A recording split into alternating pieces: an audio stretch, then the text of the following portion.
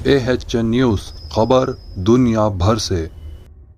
سعودی عرب میں عید الفطر کی نماز کے انتظامات مکمل، بارش کا امکان۔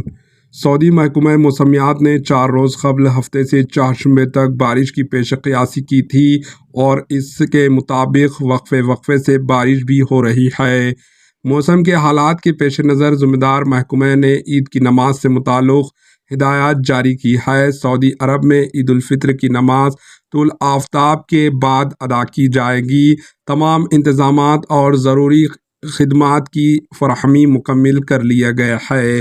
اجل ویب کے مطابق وزیر اسلامی امور شیخ ڈاکٹر عبداللطیف بن عبدالعزیز ال شیخ نے ہدایت کی کہ نماز عید کے لیے موسمیات کے قومی مرکز سینٹر کی طرف سے جاری کردہ پیش گوئی پر عمل کیا جائے۔ ان علاقوں میں جہاں بارش کا امکان ہے، کھلے مقامات کے بجائے مساجد میں نماز عید کا انعقاد کیا جائے۔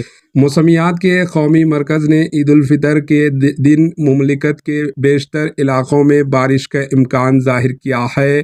یاد رہے کہ اس سے قبل سعودی وزیر برائے اسلامی امور نے مملکت کے تمام ریجنز کے مساجد اور عیدگاہوں میں عید الفطر کی نماز القمری کیلنڈر کے مطابق سورج طلوع ہونے کے 15 منٹ بعد ادا کرنے کی ہدایت جاری کی تھی۔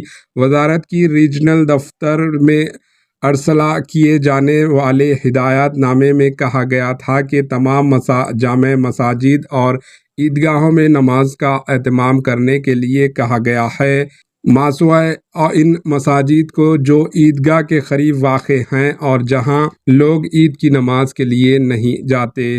Bureau report, AHN news. AHN news کو لائک کریں، شیئر کریں اور سبسکرائب کرنا نہ بھولیں۔